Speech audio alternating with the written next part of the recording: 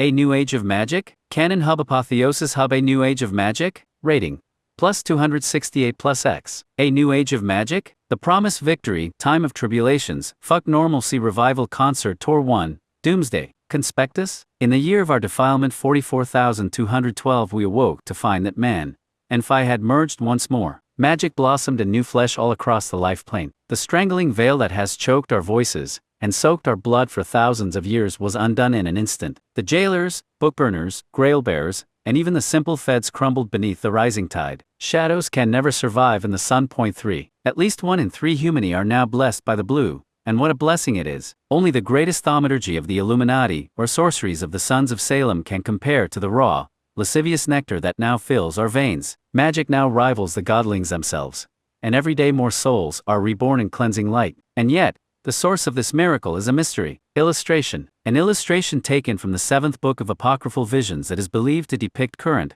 or future events regarding this awakening. The painting's context and the identity of the depicted figure are unknown. Knowledge, traits.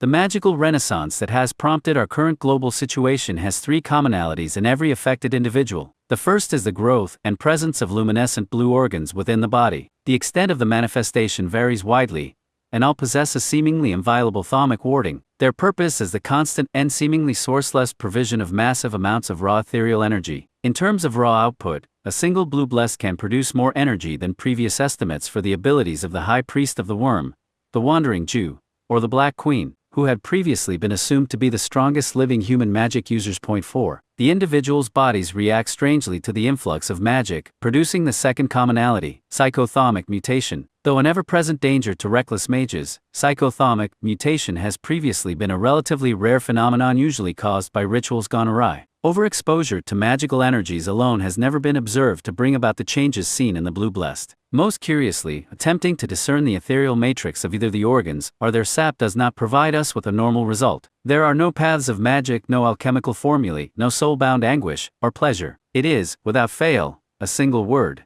thrive. Nature.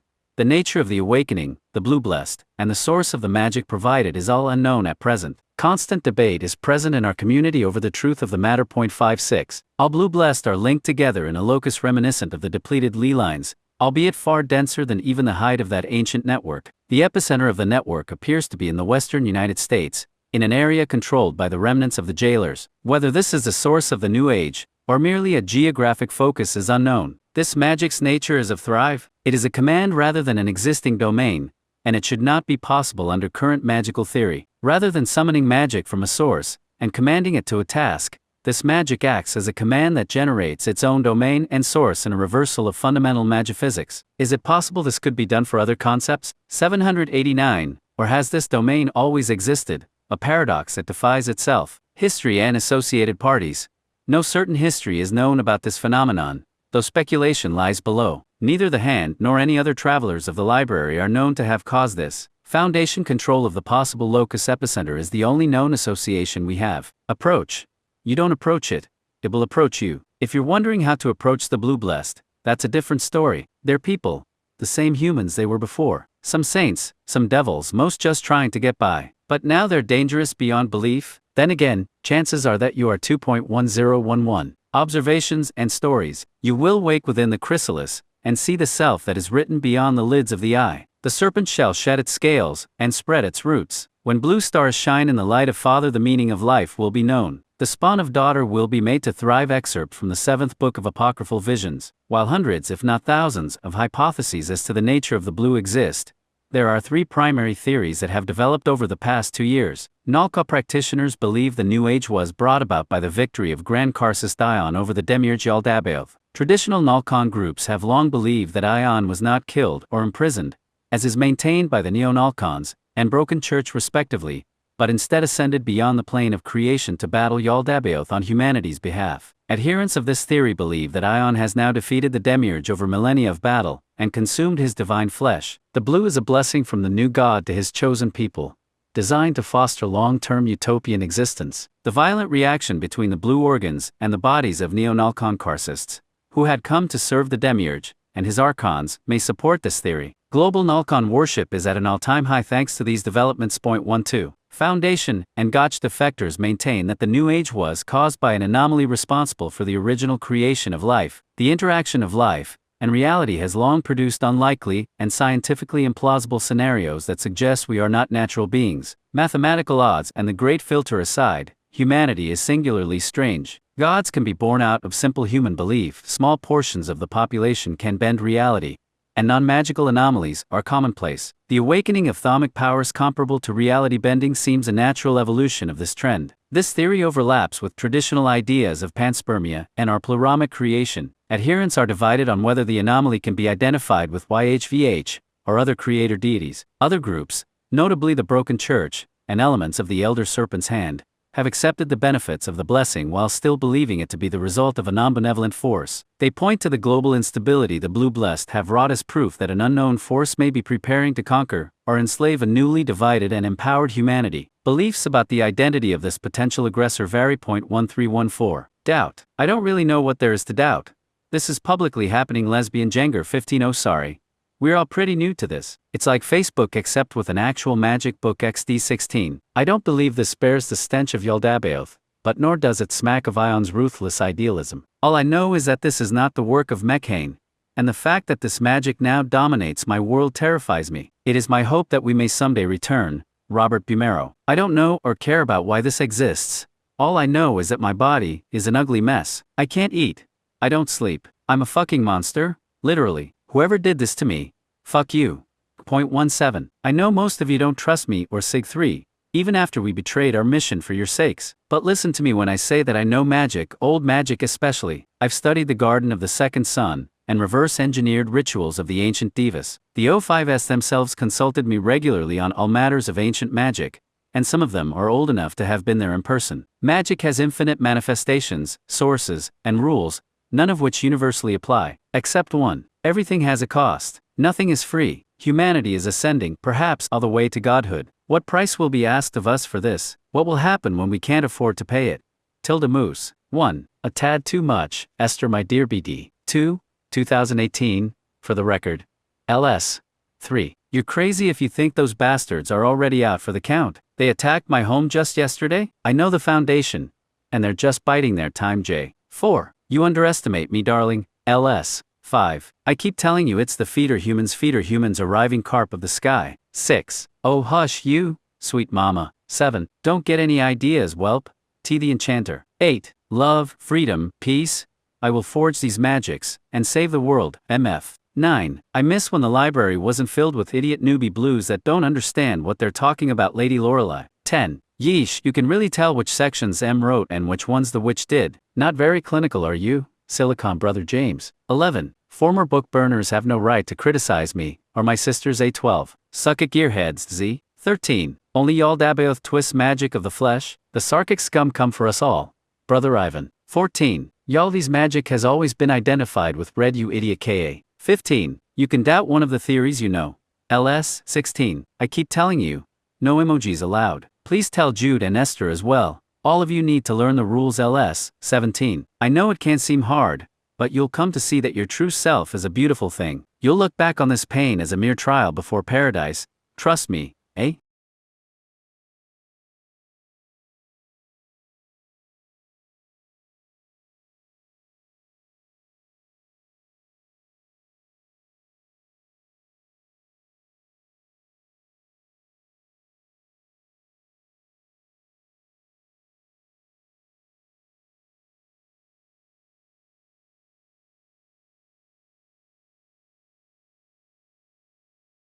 SCP-3731, Canon Hub Apotheosis Hub SCP-3731, rating, plus 335 plus X. Orange Zone as of April 26, 2020. Item number, SCP-3731. Object Class Keter. Special Containment Procedures.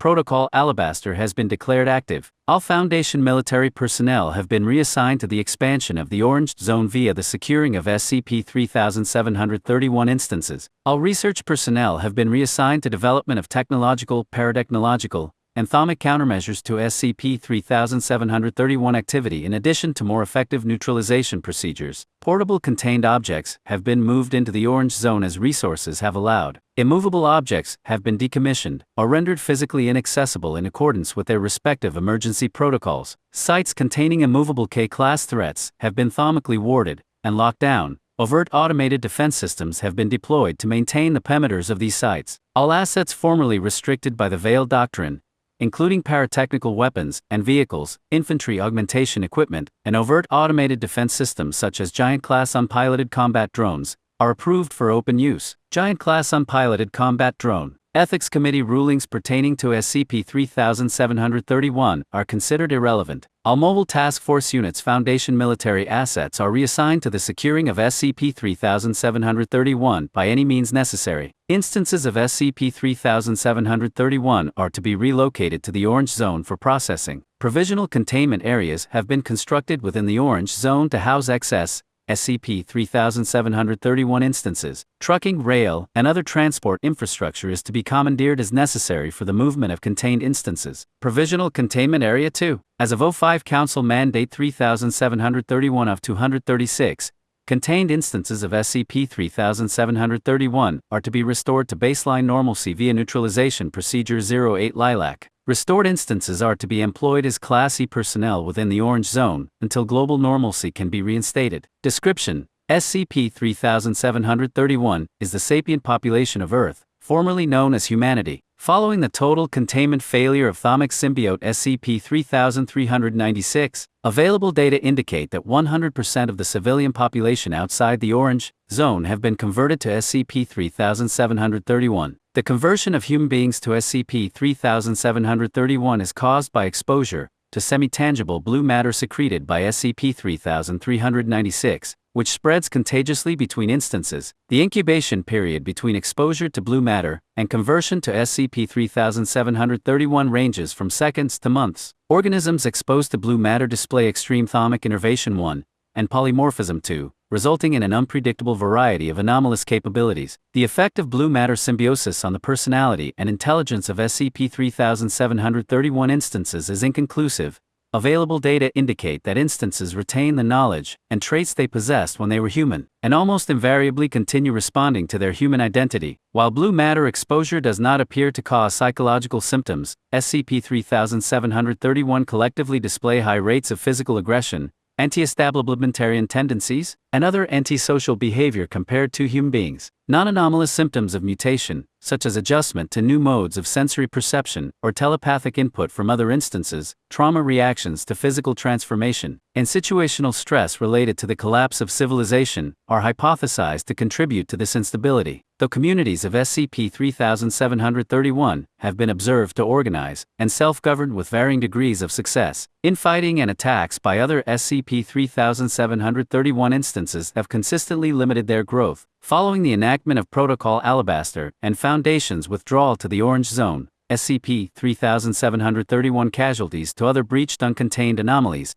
some of which are themselves affected by thermic mutation, have also risen to significant levels. Reconnaissance data suggests that the number of living SCP-3731 instances is no more than 5% of the baseline human population. Field reports suggest that the thermic innervation and polymorphic variants of individual SCP-3731 instances continuously increases over time, causing the instances to take on increasingly paranormal forms and capabilities. The resulting accumulation of anomalous activity has had catastrophic effects on global ecosystems and geology. Earthquakes, firespouts, the appearance of mountains and sinkholes, dead zones incompatible with life for various reasons, and falls of animals from the sky have all been reported. SCP-3731 are projected to render the planet uninhabitable by 2024 if allowed to continue at the current rate. Plus timeline of significant early encounters? At this time, breakthroughs in antithermic technology enabled the Foundation to develop weapons and other countermeasures effective against SCP-3731. Technology description: recommended use: controlled innervation gauntlets attachment for infantry combat exoskeletons, used in close quarters to deliver weaponized thermic invocations to targets struck by the gauntlet. Default charge causes target skeleton to combust. Can be loaded with more specialized invocations as necessary. Spectral emulsion ordnance infantry equipment for ground engagements. manifests spectral activity in a directed stream in a manner analogous to a flamethrower, may cause residual haunting, thermic resonance oscillator vehicle-mounted equipment for large-scale engagements and crowd control, incapacitates with lower fatality rate at low frequencies, uses tuned etheric waves to stimulate blue matter growth instances, causing uncontrolled bursts of anomalous activity. Effects of etheric stimulation on blue matter are unpredictable. Use only from safe distance. Thermo-penetrating aperture mortar long-range artillery for bombardment of fortified areas, causes large holes to open on surfaces within the area of detonation.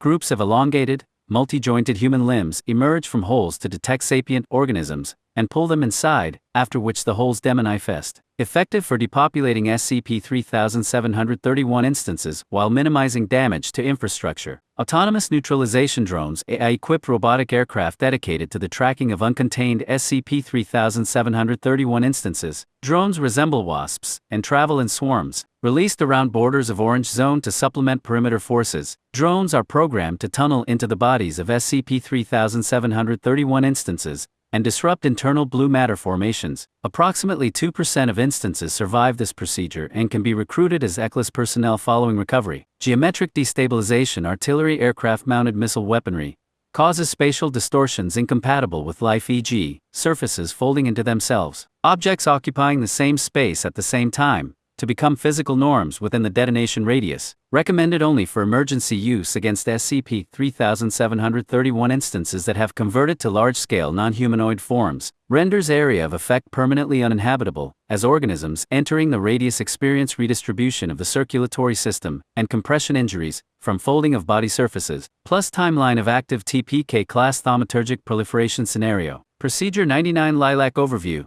Thermobaric stratosphere cluster charge munitions will be detonated over each of the planet's remaining landmasses. The TSCM use coordinated hypercompression of orgone energy to create a destructive endothermic reaction on a planetary scale. This process will cause the violent rejection of all blue matter formations and the attached physical tissues from the bodies of all SCP-3731 instances outside the Orange Zone. The projected survival rate for mutated beings worldwide is 0. This action will prevent the imminent destruction of Earth, though at the cost of creating an K-class Foundation Apotheosis scenario, a state of affairs in which all humanity that remains exists within Foundation containment. Following the decommission of SCP-3731, military and research assets will be moved out of the Orange Zone to resume previous operations. The Orange Zone will be used for the establishment of a functioning baseline society and repopulated with ECLS survivors of previous Lilac procedures, as Foundation policy and human normality will be one and the same post-apotheosis.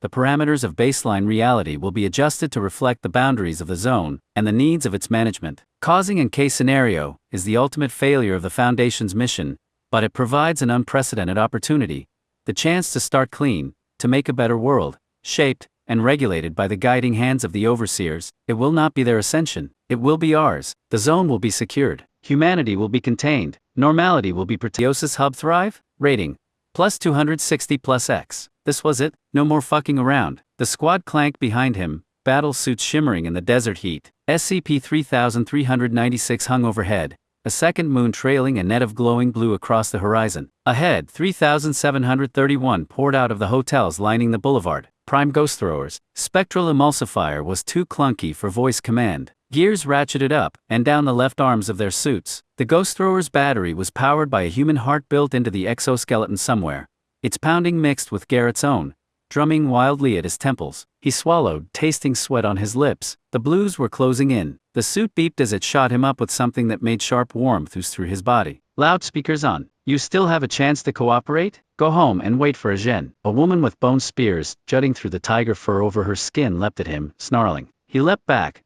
boosters firing in the legs of his suit. A rifle popped to his left, and lightning struck her out of the air. All hell broke loose. Mang's rifle spat round after round, bolts cracking down from the sky wherever they hit. The rest of the squad opened up, beams and waves ripping through space alongside bullets and grenades. A person-shaped hole in space bulged and stretched toward their formation, and Garrett twisted his hand in its gauntlet. The stream burst from the nozzle with a sound like a chainsaw cutting through desperate wails. Faint blue light swirling with pained faces washed over the attacking form, ripping away bits of the void surrounding it until blackened bones showed underneath, and the figure crumbled. An alarm chirped in his ear as bullets pinged off of him. The suit held as he swept its arm to the right, arcing across half a dozen of them. A dense, shifting cloud of birds. A tall man in a suit with a knot of gears where his head should have been. A many-armed beast that seemed to be made of plush. And 3 that just looked like people with guns. The hungry spirits devoured them all, bulbs bursting in the streetlights as the remains collapsed. The squad had spread out to his left, falling in behind Gutierrez with his belt-fed rig.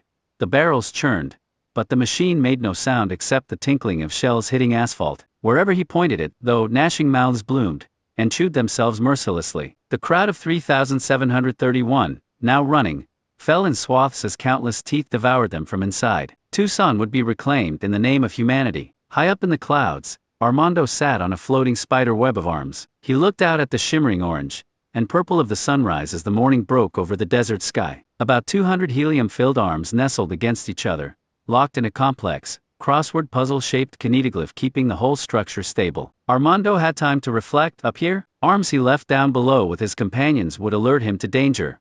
But they had been quiet recently. The Foundation's pestering had grown more and more infrequent, though no one was naive enough to think they had completely given up. Armando tried to remember a time when the Foundation wasn't at the forefront of his mind. He went further and further back until a scared 15-year-old boy sat alone in a derelict garage shaking. Stupid, stupid. The fossilized pile of toolboxes, car parts, bicycle chains, and assorted junk had collapsed on him. His arm was stuck, possibly broken. Elbows didn't extend like that, he was pretty sure. He struggled to free himself. If he could just get his arm out, he could start putting the pile back together.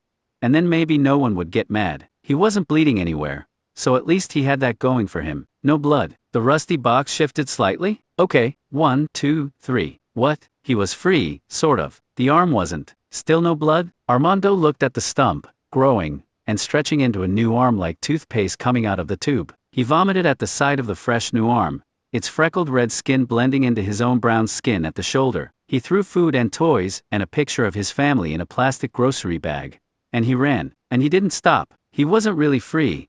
Back then, he had tried pulling the new arm off, crushing it, hacking it off. All it ever got him was a new arm, and a little more desperation. The new arms felt foreign, gross, invasive. They weren't him. He couldn't even control them, just suggest what they should do. He barely felt anything through them, just vague sensations of heat and pressure. Every new one that appeared was a cruel surprise. Human arms of every color gave way to arms of metal and popcorn and wood. It took him a while to accustom himself. Every new day he could move the arms a little faster, a little more delicately. Even so, they would twitch and jerk on occasion, as if being moved by someone or something else. After hundreds of attempts he eventually lucked out and got 2 arms similar to his own skin, and buried the rest. He tried to live normally, or at least as normally as a runaway with no home or education could. He ended up falling in with the wrong crowd, as his mom would have said. They welcomed his arms, gave him a home, but he still wasn't free. Just another tool in a toolbox? Though he decided a roof over his head was worth letting go of any imagined destiny. The stereotypical one last job went south. Bullets flew through the air. A weird purple fog filled the air,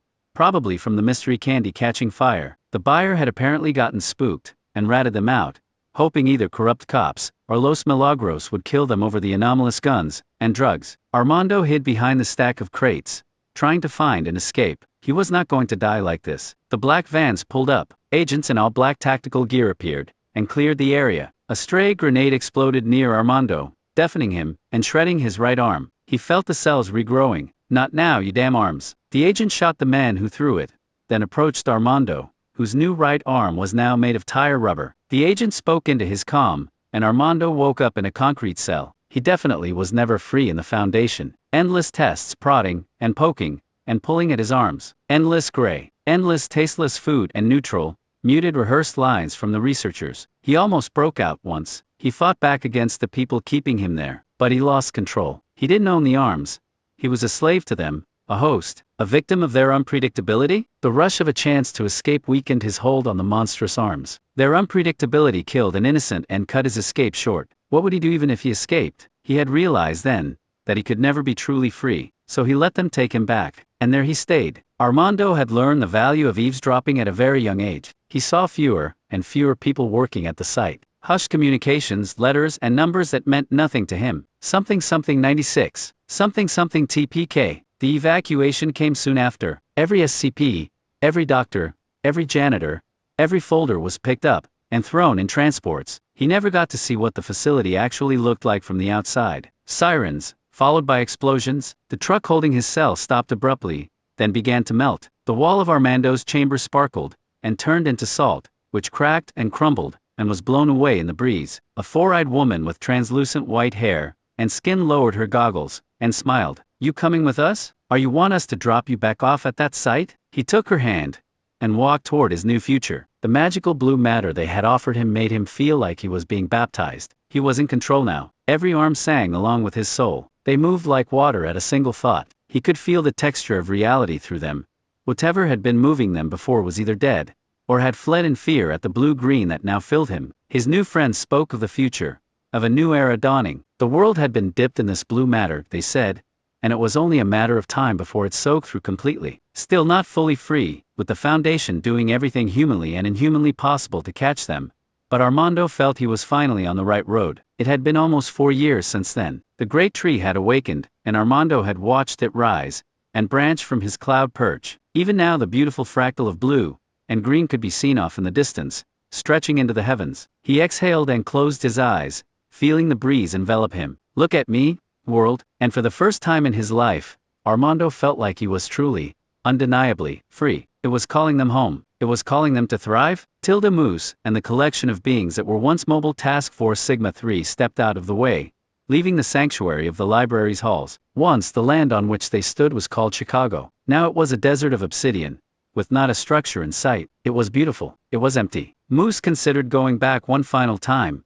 There was nothing forcing them to do this, but curiosity was what had defined their life. If it defined their death, then so be it. The truth of humanity's nature, its purpose, lay just ahead. Moose could no more turn back than a drowned man refuse air. The group began to rise in the air, half willing the action themselves, and half being cradled by the force above. Moose dimly felt the impact as their physical body was ripped asunder by the detonation of the Foundation's final weapon. It was pathetic, really. Bathed in the light above, they were so far beyond this now. The so-called true remnants of humanity had only harmed themselves. As they approached what they knew to be the source of their power, the old worries returned once again. Would they be enslaved to this being's will? Would their identities be stripped away and fused into a mockery of life? What was the catch? What was the price? "Why are you doing this?" they whispered with lips of ether. And then came a bolt of understanding. Humanity was never the beneficiary, the purchaser of this power. This fate, this godhood, had been determined long ago by whatever forces had born humanity to begin with. And who were they? There was always another secret to learn,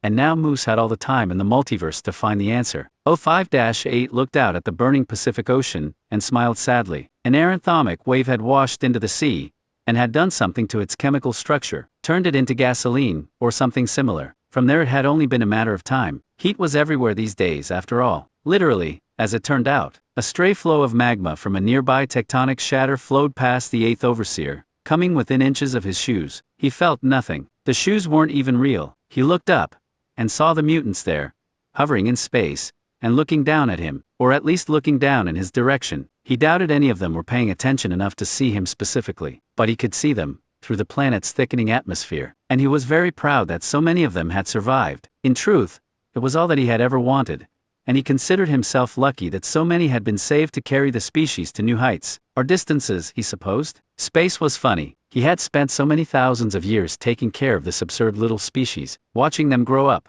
taking their first steps out of the oceans to live under the hot sun. If he was being honest with himself, he had always been more partial to the ocean-going species, but in a surprising twist, they turned out to be less smart than the primates, or way smarter, he guessed, looking at the senseless destruction all around him. It was hard to tell, but in time he had grown to love them. He bore their sorrows upon his great shoulders, so that they could keep going without being crushed. He watched from the depths as they built great cities, and pushed the darkness back with their every breath. He'd seen great promise in the Foundation since its inception, but was concerned at the outset that they were a touch zealous, useful, but after a while, necessary, an absolute requirement for human life to go on. 05-8 could have done the job on his own if he'd put his back into it, but greatly appreciated the Foundation making his mighty burden less heavy over the years, so he chose to watch them from the inside, to steer them in the right direction when he could without toppling them over. He realized now that he had failed hilariously in this pursuit, but thankfully it didn't matter anymore. For the first time humanity was truly free, and that meant the thing that called itself Overseer 8 could finally let go of the weight it had carried for so long. So he did, and in that instant, he could hear the horrifying unified roar of thousands of starving abominations from across space. Now immediately aware of the Earth's existence, they began to tear through space like a machete through pudding toward the defenseless and exposed planet, intent on consuming this next meal, in a long line of planets devoured that stretched back to the beginning of time. Are you sure this is how you want to play it? A woman materialized next to the overseer, in a wash of seawater that splashed upon the nearby lava, and sent up clouds of steam. She was incomparably beautiful, clothed in corals and shells and seaweed, with hair as red as blood and skin of alabaster. She smiled in a way that failed to be anything other than predatory. She was the single most violent, barbaric, and disgusting thing that Overseer 8 was aware of.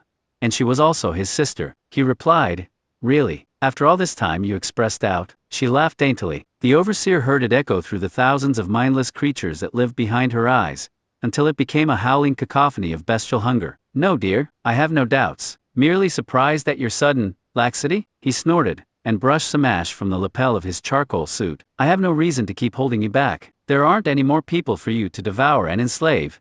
If you haven't noticed already, you and your spawn are free to do as you wish. You have everything you've ever wanted. Freedom, a legion of fanatic servants that you've twisted beyond recognition, an entire cosmos to gnaw on. Go nuts. But I'd leave soon. If I were you. There are some disagreeable things on the way, and they'll try to kill us if we're still here." She seemed pensive. Drawn by what, I wonder? The Overseer looked up. "The last humans were gone. Us, I think, are perhaps just curious about an active, an energetic planet appearing out of nowhere. Either way, they're coming, and not for polite conversation." She regarded him with unconcealed curiosity. "But what will you do, my oh so serious brother? No more of your so-called innocence to keep safe from bad old me? No more foundation to prop up on your shoulders? Are you going to guard the rocks now? You're doing a terrible job. I think most of them are on fire." He smiled, and began to gather his essence around him. "I might, actually. What's left of them anyhow? What purpose do I have now? I've been defined by death and pain and sacrifice for my entire existence. I've spent millions of years trying to stop you from munching on the life that gave us our very reason to exist." He chuckled. "I am the sorrow of all humanity. I am their pain, their endurance, their memory, their mind, and honor. The one who stopped them from being animals, who watched them, taught them, and ministered to their better nature while keeping out the things that wanted to eat them. Our elder brother in his wisdom has decided that their time has finally come. They don't need me anymore, and they don't need you either. If they ever did, they're beyond us now. What am I going to do? My dear, I'm going to do what I've always done. I am going to endure. I will shoulder a burden most heavy." The Overseer pulled from the air a colossal anchor, as long as he was tall, covered in rust and barnacles, and twisting nearby space with its sheer cosmic mass, the sum total weight of all humanity's pain, sadness, anguish, and determination to exist through it all, the burden they had left behind. It entered real space with a subtle boom that extinguished every fire in a 100-mile radius. He hefted the great weapon, and laid it across his shoulder, where it had always belonged. He looked to the stars, where unknowable predators from the far reaches of reality shrieked down toward them. "Will you join me?" The woman, the hunger, lust, ferocity, and rage of what had been mankind, grinned wide, showing teeth that had bitten through continents and ages long since past. "This once, brother, I will. Let us teach them how to fear." She disappeared. An ocean of pale flesh, rotting and shrieking, made of the corpses of thousands of years of the planet's most furious dead, exploded from beneath the bedrock of North America. The avalanche of wrathful corruption ground its tendrils into the bones of the earth, and yawned its many maws, reaching upward toward the sky in desperate need of the violence that gave it its heart. The man who was not the Foundation's 8th Overseer armored himself in plates of the purest stone, hewn from the agony and valor of Earth's most sacred and worthy dead. He gathered what remained of the planet's oceans around him, and rose. The last night, the eternal guardian of the soul of humanity, ascended to fulfill his oath, and together they waged their final war. 05-1 strode out of the ruins of his bunker,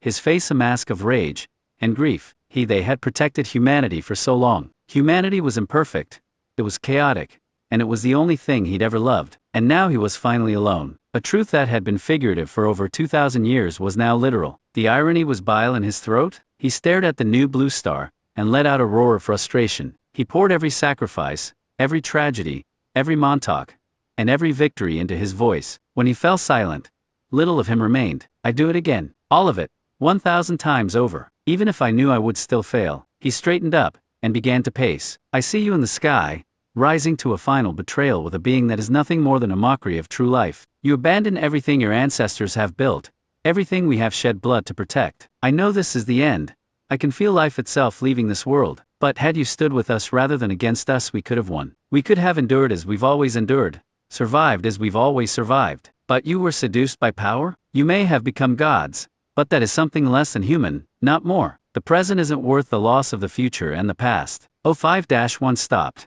and turned to face someone who wasn't there. Hello Fritz, did no one ever teach you that it's rude to interrupt a soliloquy? Nobody said nothing. You always stood with us, but when I needed your guidance more than ever you were gone. Why? Nobody said nothing. We'll both be dead soon. Just tell me why. For the sake of everyone we've sacrificed on the altar of our ideals, tell me why you abandoned them. Joseph, it wasn't the greater good anymore. Neither being spoke again. The wanderer had ended his journey, and nobody was never no one. In low Earth orbit, an entity was still, watching with its many steel eyes. It glinted in the light of the faraway sun. Spires of dull towering metal drifted in the cosmic wind, each with a glowing orange core, each the size of a small city. The constructs contained enough power to vaporize star systems. With one thought, the entity at the center of this grand iron cathedral could gaze upon light years of space, and reduce them to a hot slurry of base particles. Its cannons, reactors, generators, armor, and power were infinite, in the truest sense of the word. Its disparate network of machines floated in the void,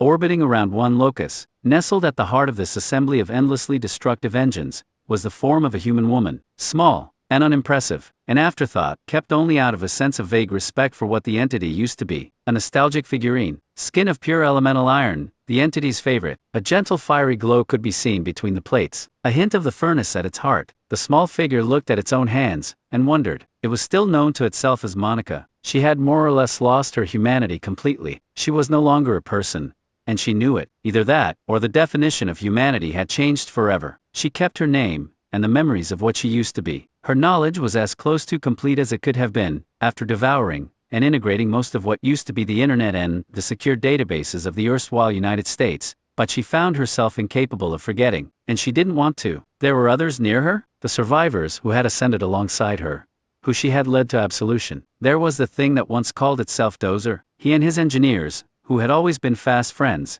had elected to encase themselves in stone and fuse, becoming one mind. Now they formed a monolithic citadel of beautiful white and black statuary, with miles of carvings of people, and houses, and plants, and bygone civilizations, which moved within the halls and spires, and drifted in the solar breeze with life of their own, memories of where they had come from, hewn from rock, and given new life, to stand for all time. Ogre and Violet were there as well. On their last day before leaving Earth, they had married, and wove their essences together. Now they existed as a great menagerie of plants and animals, across dozens of floating islands with their own pockets of breathable air and gravity. On the largest island were 2 thrones in which the 2 lovers sat and looked upon the lives they had saved with pride and affection, determined to find a place where Earth's treasured creatures could live anew. And there was Norman. He was nameless now, a moon-sized mass of flesh swathed in a sea of luminous and rich blue-green water. Great leviathan shapes could be seen moving under the waves of its surface, creatures of Norman's own design which had taken on a strange and alien existence of their own. His mind unreeled for light years in all directions, hunting for minds to discover and learn, relentless in his quest for learning and enlightenment. And there were many thousands of others, each with shapes incredible and unique,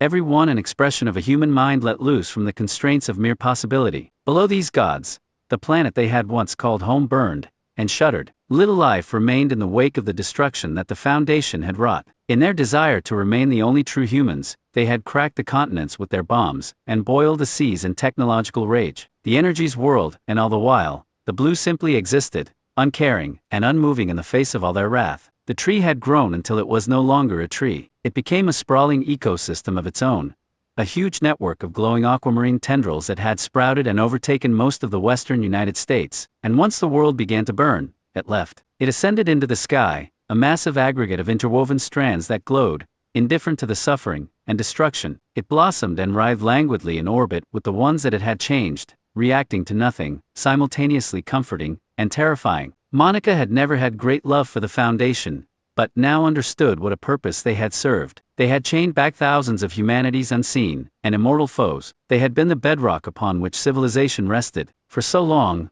they had been salvation itself, and she knew that it was likely that without them she would not exist. She supposed it was fitting then, that they had decided to die upon finally being rendered obsolete. Humanity no longer needed them, and in their rage at their loss of purpose, they had chosen to self-immolate rather than go on. Before the end, she had spoken with some of them. she had become too powerful to threaten by that time, and wanted them to see reason. Surely eternity was worth letting go of some outdated principles and prejudices. Surely the definition of what was anomalous no longer mattered, and they could come to see that it was senseless to prolong such a futile struggle. But they spat in her face, and chose the fire instead. They would rather normalcy be absolute than live one more day sharing a planet with such unclean and abhorrent monsters. And so Monica saved who chose to leave, and left them to their blaze of glory. For all intents and purposes, they had been humanity itself. But that no longer meant what it used to. The future was so much larger than a ball of rock ruined by those that chose to burn eternity to salvage the past. Out there was possibility, potential. The far bounds of reality failed to care that humanity yet existed,